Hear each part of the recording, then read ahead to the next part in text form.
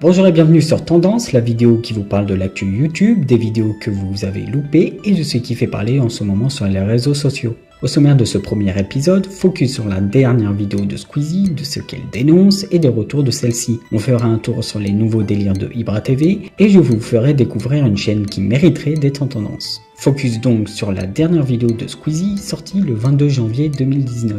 Dans cette vidéo, Squeezie nous sort un nouveau format qui va sans doute devenir son maître étalon pour les mois à venir. Fini donc pour le moment les traits d'horreur, bonjour les vidéos review mensuelles. Et Squeezie tape fort car il s'attaque directement à deux des plus gros youtubeurs du YouTube francophone, à savoir David Lafarge et le numéro 5 du YouTube Game, Thibaut InShape. Si Squeezie commence doucement avec David Lafarge, en le vannant plus qu'autre chose, ce n'est pas le cas de Thibaut InShape. En effet, Squeezie revient sur une vidéo de Thibaut postée le 2 janvier où celui-ci avait mis en titre « Combien je gagne d'argent ». Sauf qu'en réalité, cette vidéo s'apparente plus à une pub qu'autre chose selon Squeezie. Il y a des t-shirts, des pulls, des débardeurs, des jogging, des shorts, des stringers, des polos, des shorts. Bon Thibaut, c'est une vidéo sur ta boutique ou sur combien tu gagnes d'argent là?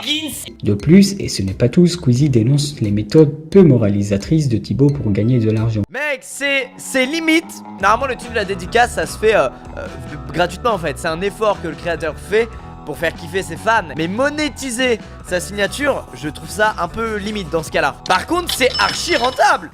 Là je trouve que c'est moralement on est sur un truc extra limite quand même. C'est-à-dire faire des vidéos dédicaces que tu fais payer 36 € et qui seront destinés pour la plupart à des mineurs. Je veux dire, enfin, c'est surtout les jeunes qui sont attirés par ce genre de trucs. Ces dédicaces payantes, ces vidéos payantes, il dénonce avant tout le business de Thibaut qui semble davantage profitable pour lui que pour ses abonnés. En clair, Thibaut a gagné le droit de se faire taper sur les doigts par le futur numéro 1 du YouTube français. Pour autant, Squeezie n'est pas le premier à faire des remarques sur le cas de Thibaut, puisque quelques heures avant la vidéo de Squeezie, Marie Lopez, alias Enjoy Phoenix, avait sorti un tout nouveau concept d'interview sur sa chaîne. Et qui était le premier invité? Thibaut InShape. Et oui, elle aussi a reproché ses pratiques un peu douteuses de tout faire payer à ses fidèles abonnés. Et ça te gêne pas de te dire que... Parce que moi, tu vois, ça fait 7 ans que je suis sur YouTube. Toi, ça fait combien de temps là? Ça fait 5 ans.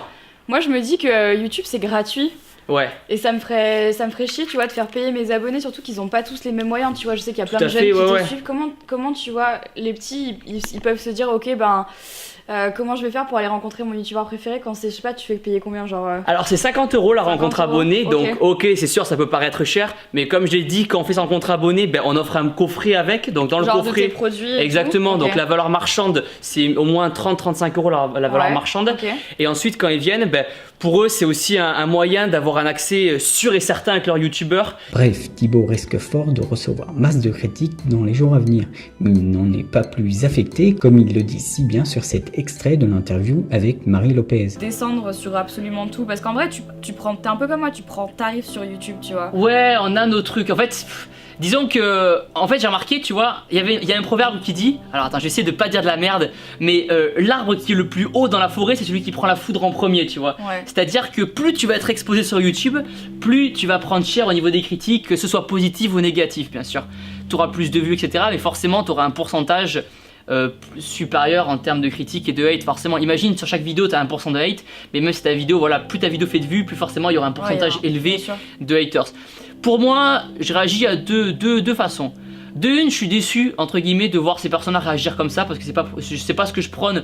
Moi je prône le on est là pour kiffer, on fait un métier qu'on aime, on est là pour voilà, pour passer un bon moment ensemble. Une chose est sûre, c'est que Squeezie devient peu à peu le justicier du YouTube francophone. D'ailleurs, il n'en est pas à son premier essai car c'est lui qui était à l'initiative du gros scandale du youtubeur directement lié au mouvement Balance ton youtubeur qui avait éclaté en septembre dernier. Passons maintenant à Ibra TV. Depuis quelque temps, Ibra TV se fait plus silencieux. Après avoir mis le MMA sur un piédestal en organisant des combats au corps à corps sur des terrains de foot, le jeune Ibra se fait de plus en plus discret et sort beaucoup moins de vidéos qu'auparavant. C'est d'ailleurs plus sur sa chaîne secondaire qu'il est actif, mais on peut se demander s'il n'est pas à court d'imagination. Un coup une vidéo drift et puis plus récemment une vidéo sur comment avoir des abdos, où on le voit tester une machine qui soi-disant vous offre des abdos sans rien faire. Et je ressens un nouvel baptême. Désormais je ne sais plus. Toi qui, ainsi caché par la nuit, viens de te heurter à mon secret. De quoi mettre en PLS tout le feed game réuni. Et enfin, pour ce premier épisode, voici une chaîne qui devrait être plus en tendance. C'est la chaîne Balade Mentale. Avec quasiment 200 000 abonnés, c'est sans doute l'une des meilleures chaînes francophones. Parlant d'astronomie, de physique et d'aspects fascinants de la vie, Balade Mentale est pour moi l'une des chaînes les plus intéressantes dans son domaine. Mention spéciale à sans doute l'une des meilleures vidéos de 2018 que j'ai pu voir, Voyage dans l'infiniment grand. Donc n'hésitez pas à aller voir cette fantastique chaîne. Voilà, c'est la fin de cette vidéo, on se retrouve plus tard pour voir les tendances de demain et celles qui méritent de l'être.